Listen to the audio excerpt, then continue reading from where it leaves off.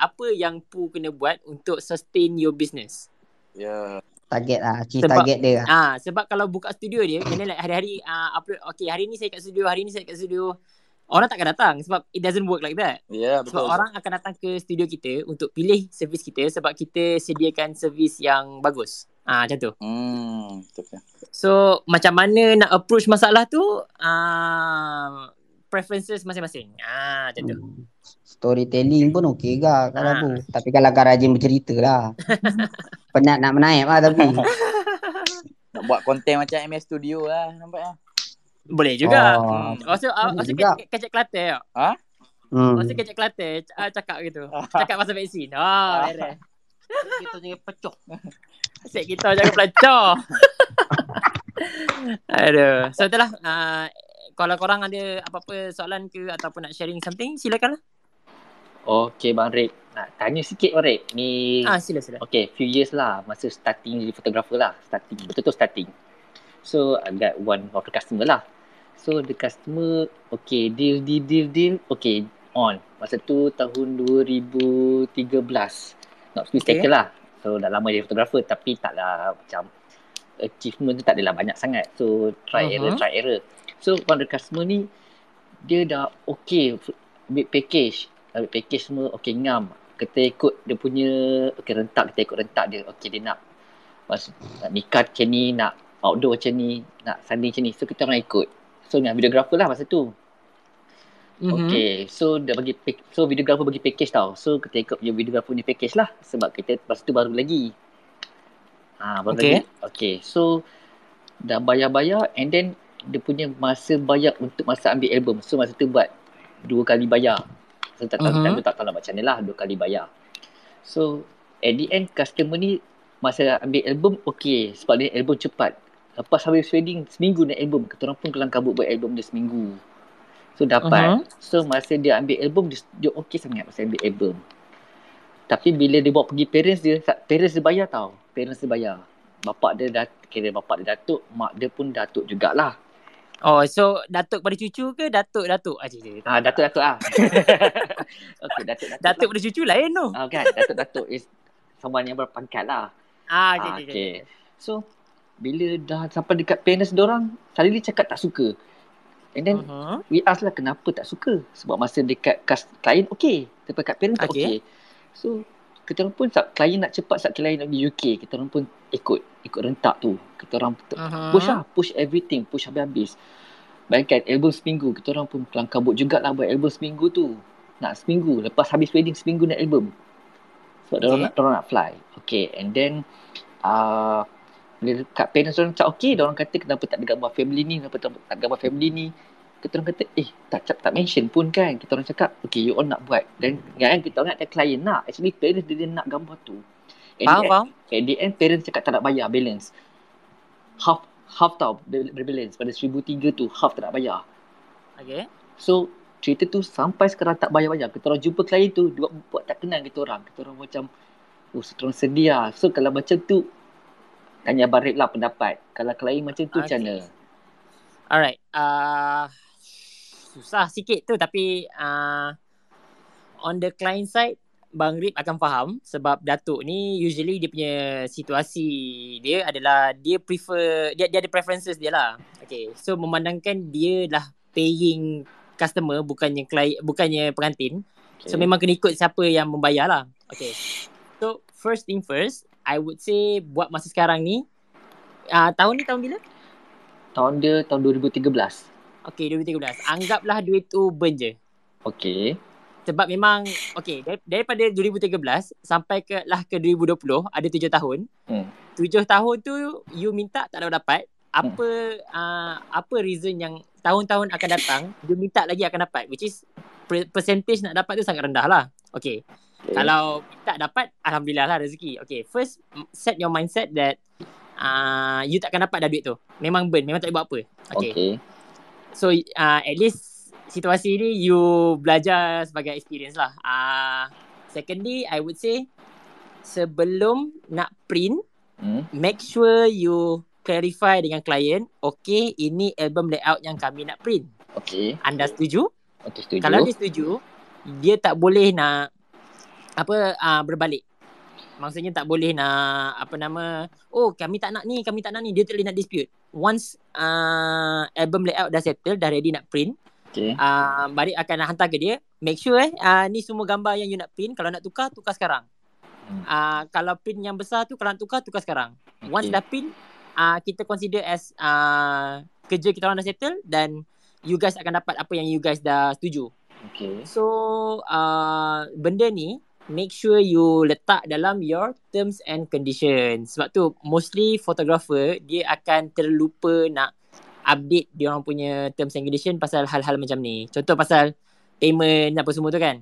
Okay, benda yang dulu Bang Rip tersentak pasal payment scheme ni adalah ada satu fotografer ni lah 10 tahun atas pada Bang Rip. Dia cakap, kenapa makeup artist dengan orang pelamin habis je event wedding tu, dia orang dah dapat full payment. Kenapa fotografer tak dapat lagi?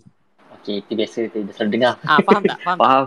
So you need to somehow change your payment scheme supaya by the time that korang dah settle shoot ataupun sebelum nak hantar soft copy ke macam mana ke, payment dah settle.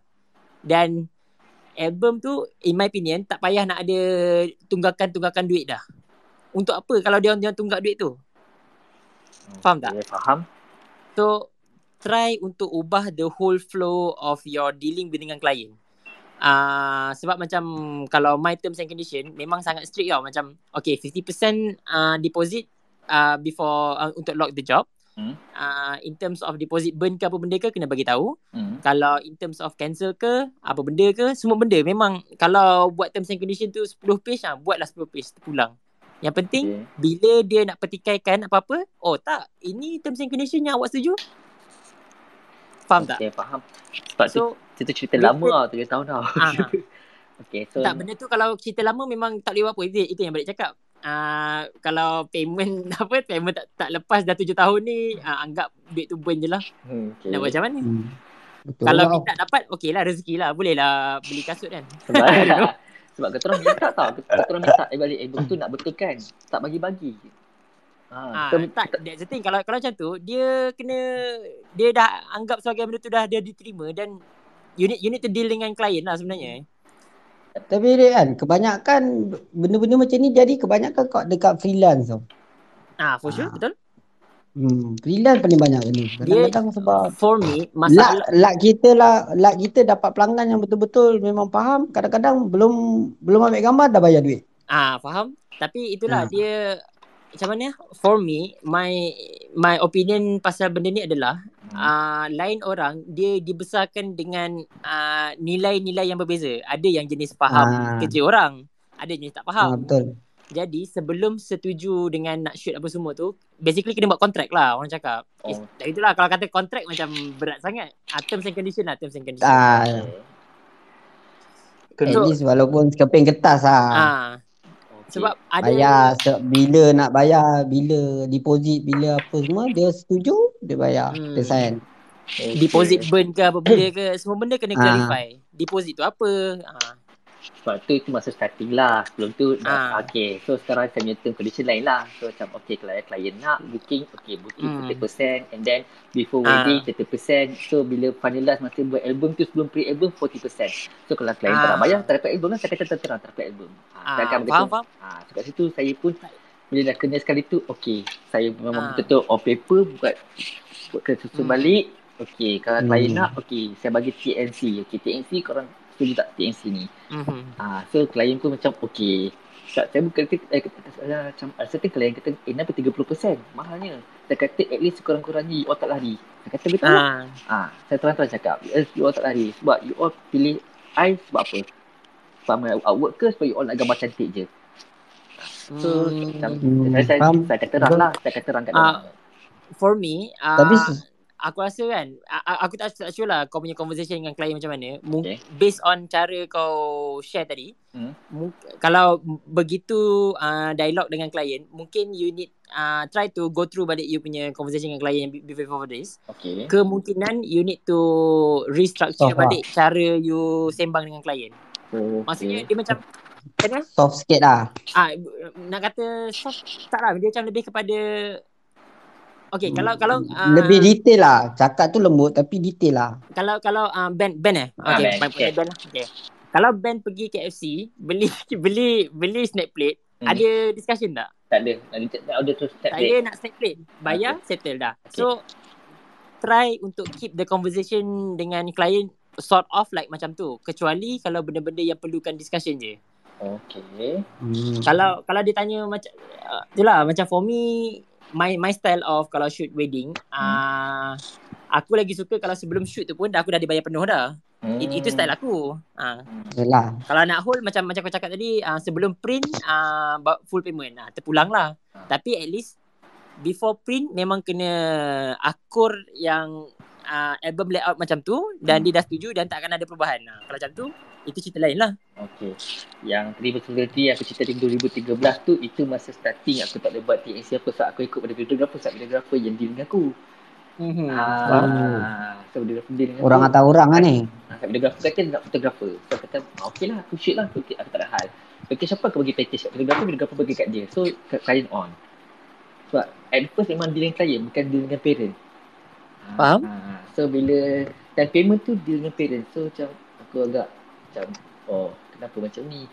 So aku pun tentu tak apalah. So the few years after that jumpa klien tu balik. Jumpa klien. Aku rasa duit pelamin pun dia hutang tau.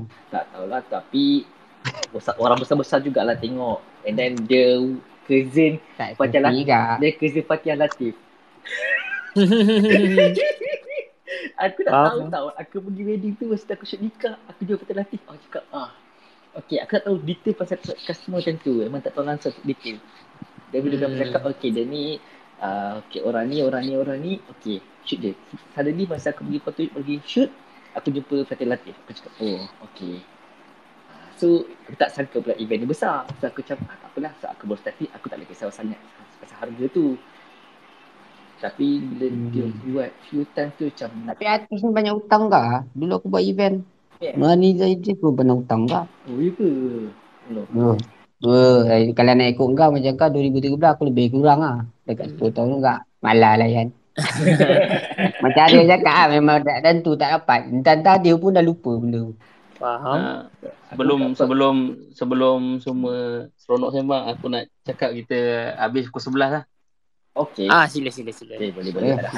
Teruskan. Tak ada, kalau bagi aku based on band, tak apalah, kau belajar lah semua. Kalau tak ada berlaku benda tu, kita tak belajar kan. Tapi apa-apa pun kau kena ada hitam putih lah. Macam aku cakap tadi lah sebelum ni, kalau kau ada TNC tu, kau stay je. Kalau orang tu nak ubah, tengok lah macam mana, dia ikut kau sebenarnya. Tapi kalau sebaiknya kalau bisnes ni, kau stay je dengan TNC kau. Macam tadi kan dia tiba-tiba minta seminggu awal, kau kena cakap kat dia lah. Based on TNC, ni sekian-sekian. Dia tak boleh marah sebenarnya sebab dia pun dah sign berdawat. Kalau tu lah. Okay. Sebab dia kalau kau bawa pergi court pun, tak kisahlah hitam putih tu ada lawyer tengok ke. Dia at least ada hitam putih, ada saksi, kau akan menang lah macam mana pun. Kalau TNC ni, kalau cerita kalau sampai court lah. Tapi itu lah. Apa pun buat apa pun kena ada hitam putih. At least kalau kau nak tuntut kat mana-mana pun masih laku lah, senang cakap macam tu. Betul. Ada PNC. Hai, Assalamualaikum. Salam. Waalaikumsalam. Bang Rik, saya nak tanya boleh tak? Ya, sila. Satu soalan 200. Tak. Oh, lama. Sila. Awal benar ke? Aku tak nak buat kelas ke, ada kenal siapa yang boleh buat kelas pasal shoot produk? Maybe buat masa sekarang ni sebab semua fotografer dalam survival mode, so aku rasa most of the time dia orang buat hal sendiri je. Kalau macam Bang Rik sendiri ke, ada ke? It's been a while lah, tapi buat masa sekarang ni sebab bila my sharing session, bila buat depan-depan senang sikit nak explain everything, tapi bila online ni dia macam terlalu limiting. And then yelah, even kalau budak-budak zaman sekarang yang belajar online kan, dia ODL pun problem kan. So macam mana dia, I would say secara mudahnya try YouTube dulu dan eksperimen. Itu yang first step dulu untuk push you further.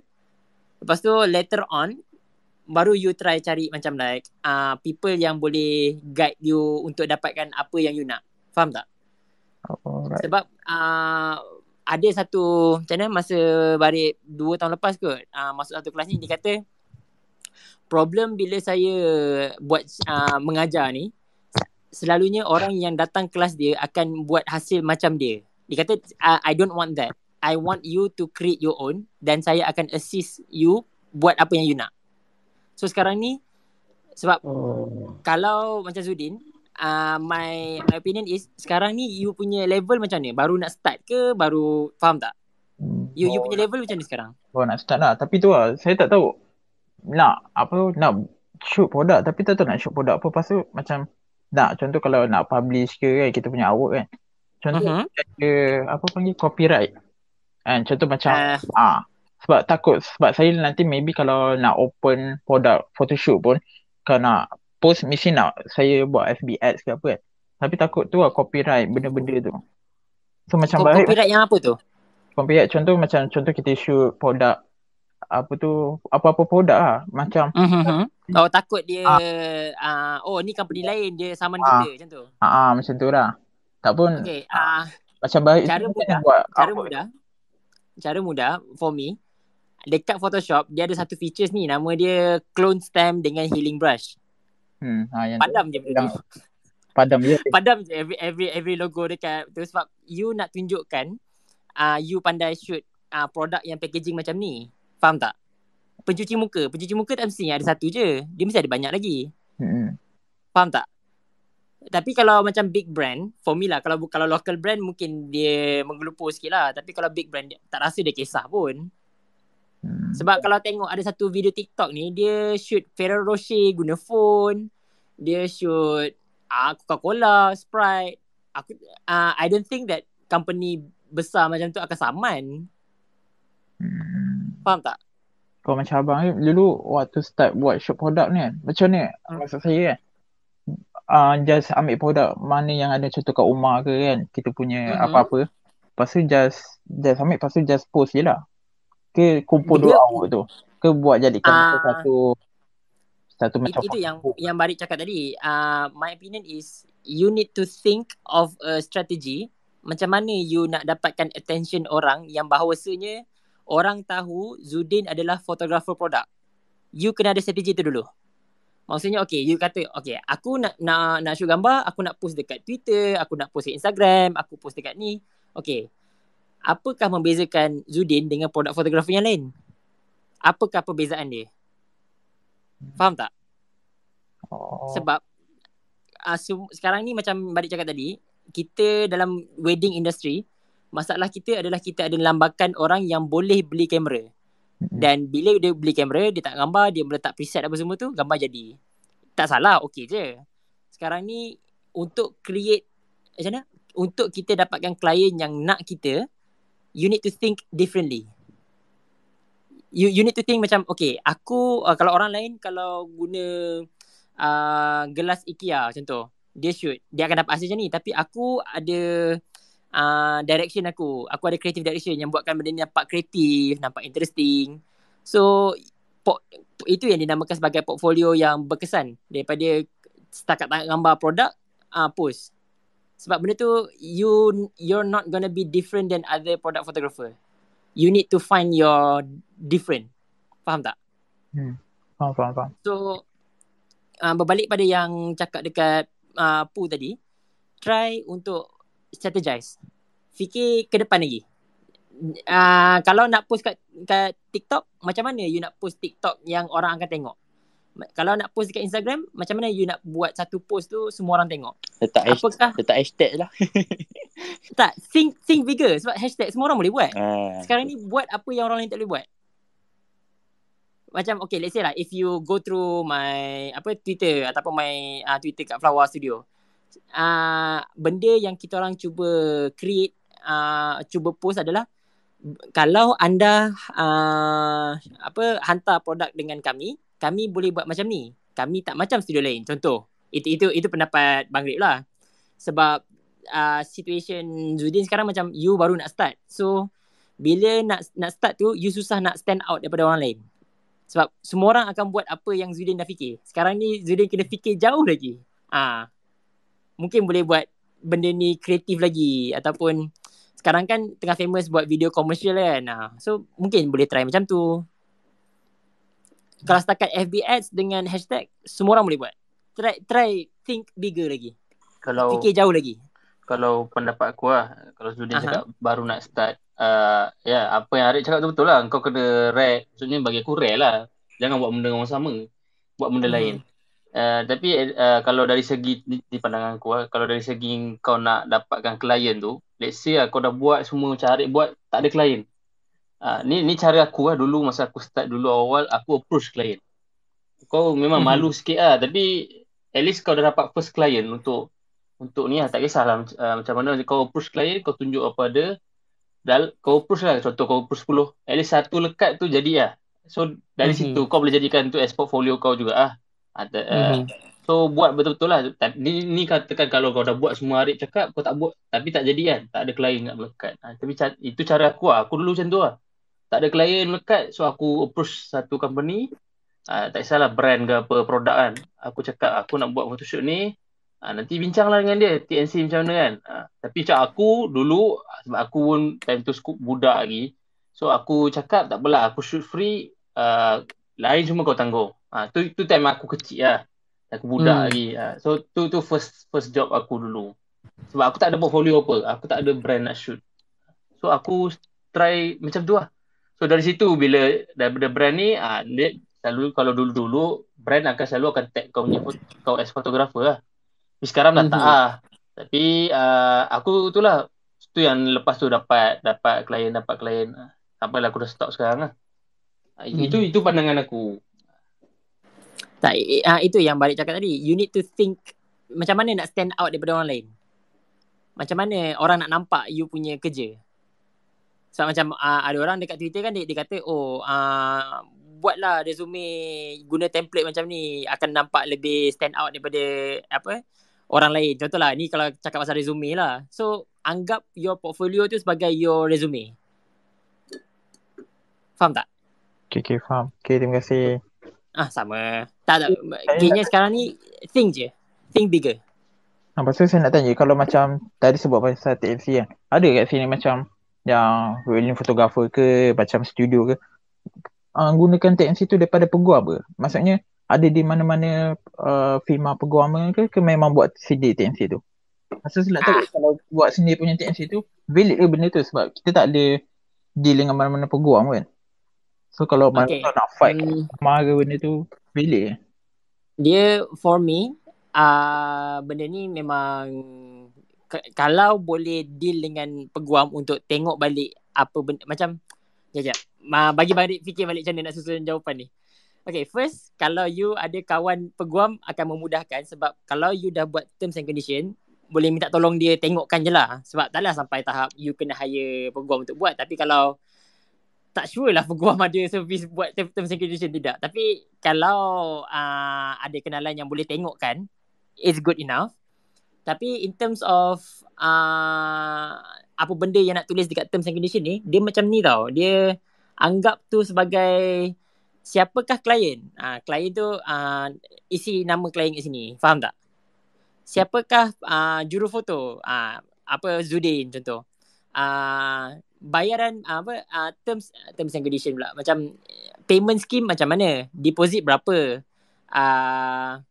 Dan apa-apa aspek yang pasal projek tu. Benda tu memang sumpah Barik cakap sampai hari ni Barik masih lagi update my terms and condition. Sebab benda tu kadang-kadang kita terlepas pandang untuk projek yang pertama, tapi kita kalau terlepas pandang, kita update untuk yang projek yang seterusnya. Jadi my suggestion is try tengok template terms and condition orang lain dulu, dan try dapatkan let's say lah 5. Tengok semua terms and condition and baru karang your terms and condition. Sebab as long as ada bukti yang pihak klien, ada bukti pihak kita tanda tangan benda tu ataupun setuju dengan terms and condition, benda tu akan valid lah. Maksudnya kalau bawa ke mahkamah sekalipun nak saman, ada bukti lah mengatakan klien ni setuju dengan Zudin untuk buat projek ni, Kalau dia tak bayar, dia kena saman. Contoh. Tapi benda tu kena ada dalam terms and condition lah. Faham tak? Betul. Aku setuju. Sebab dia as long as kau klien ada sign, kau ada sign, dia nak lagi cantik ada saksi lah. Itu Betul. dia kalau ada saksi kau bawa record, macam mana pun kau menang lah. Tapi terms and condition kau kena memihak pada kau lah. Kalau kau buat ada salah, dia boleh berlawan balik lah. Macam tu je. Nampaknya kita dah kalau style Barib, kalau deal dengan klien wedding ni, my style kalau dia directly with me adalah Barib akan letak terms and condition. Dan last kali tu Barib akan tulis tiada tanda tangan diperlukan jika deal online. Jika klien deposit, itu bermakna itu adalah tanda mereka setuju dengan terms and condition. So dia pun deposit. So bila dia deposit, dalam conversation WhatsApp tu kita nampak dah dia akan deposit. So itu anggap sebagai replacement of tanda tangan lah. Faham tak? Betul. So itu pendapat Barib lah, cara untuk kalau kita buat online, orang tu takkan nak download maksud tanda tangan, maksud hantar balik kat kita apa semua, susah. So Barib punya style adalah saya menggunakan deposit tu sebagai tanda setuju dengan dealing with terms and condition tu. Sebab kalau dia deposit, maknanya dia dah baca dan dia dah faham benda tu. Itu je lah. Okay, sebab kita dah pukul 11, aku minta maaf lah. Terpaksa tutup space ni, dan aku ucap terima kasih kepada semua yang mendengar, speaker dan sebagainya. Aku harap ni bukan akhir lah. Kalau korang ada listener sampai ada cadangan topik ke, sebab hari ni aku saja buka. Kalau ada topik boleh lah DM tweet foto ni, nanti aku scroll lah. Topik-topik yang korang rasa boleh kita bincangkan ke. InsyaAllah. Tu je kot. Boleh. Thank you semua. Selamat malam. Okay, thank you semua guys. for segala ilmu yang diberikan malam ini. InsyaAllah. Sekali 200. First time dapat bersembang dengan sifu-sifu ni. Jaku lah kerja. Okay, thank you. Alright, bye semua. Assalamualaikum. Waalaikumsalam.